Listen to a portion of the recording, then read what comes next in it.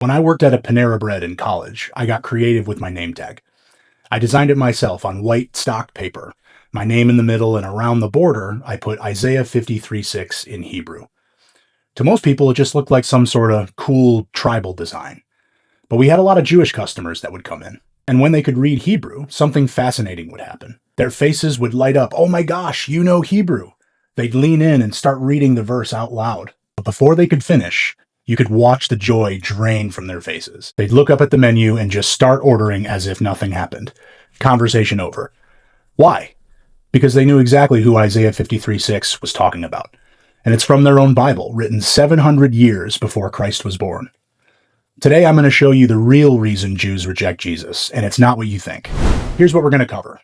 The objection everyone in Judaism will give you, why it seems like a solid objection, and the uncomfortable truth that exposes the real problem, and that makes it all make sense.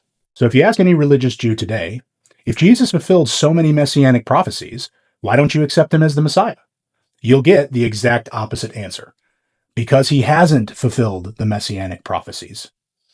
They'll point out, if Jesus was the Messiah, where's world peace? Where's the rebuilt temple? Why aren't all Jews gathered back to Israel? Why doesn't everyone worship the God of Israel? But I don't know. My name's Josh. That's a Jewish name, but I'm not Jewish.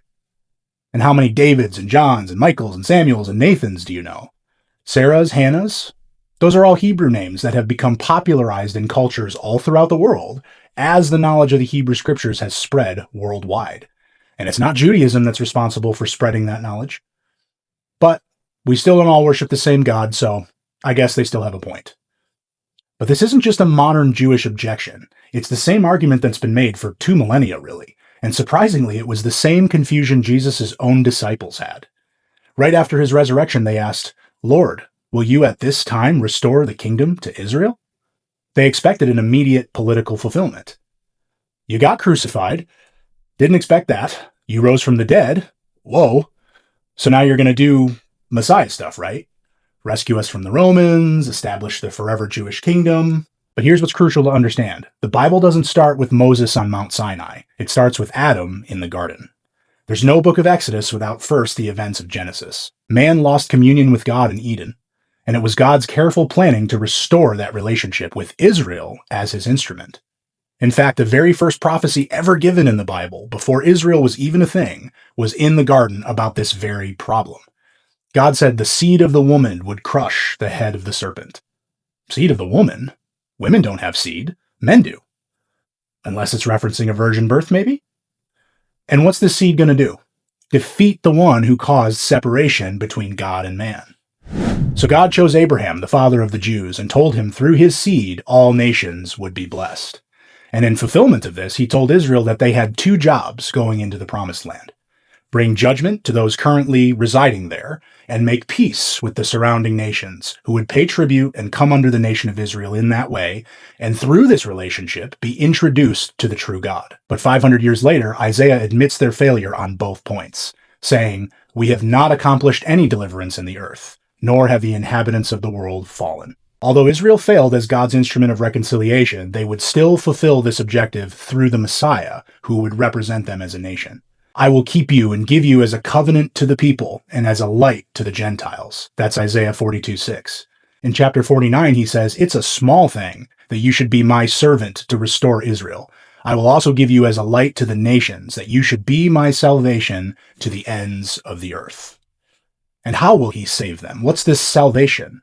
Well, this all culminates in Isaiah 53, where this servant, who's saving Israel and the nations, is pierced for our transgressions. The chastisement of our peace is upon him, and by his stripes we are healed. And then you have the verse that was written on my name tag. "All we like the sheep have gone astray, but the Lord has laid on him the guilt of us all." It then goes on explicitly to say his soul is made a sacrifice for sin, and that God is pleased with it.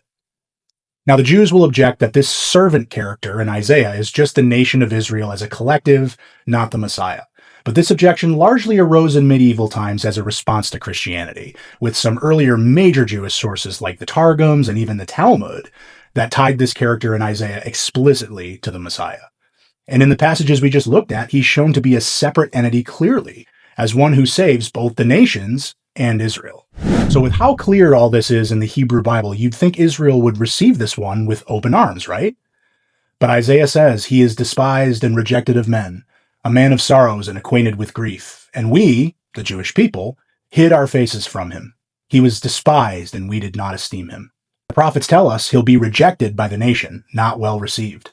But as a result of this great sacrifice in Isaiah 53, we no longer hear about this singular servant of the Lord directly again, but now it multiplies out into a plurality, into a people.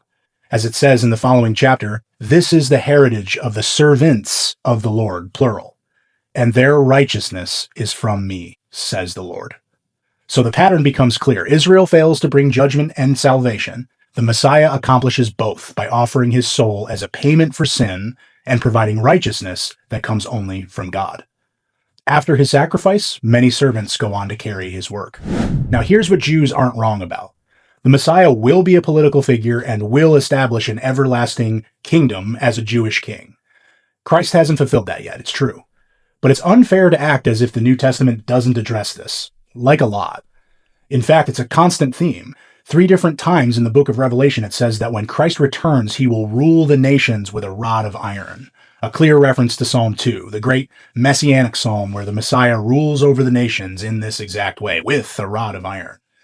The problem is that Judaism focuses on the political aspect of the Messiah, which is legitimate, but they omit the other key part as stated by their own Bible.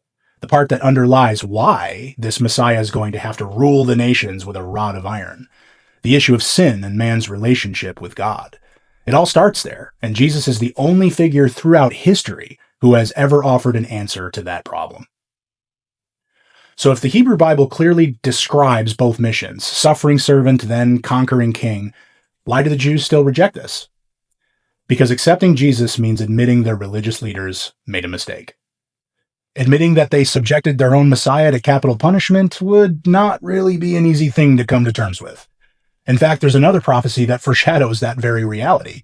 Zechariah 12 states that during the future redemption of Israel as a nation, they will look upon me whom they have pierced, and mourn for him as one mourns for his only son, and shall be in bitterness for him. And it goes on to describe a great mourning in Jerusalem over this realization.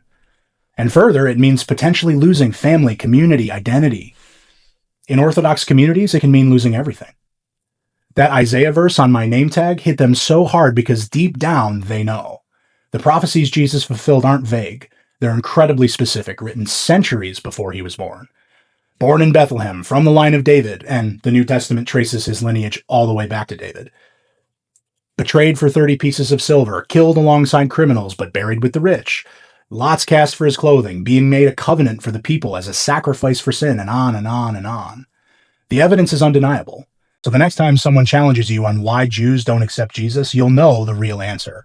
It's not about failed prophecies. It's about the cost of following the one who fulfilled them.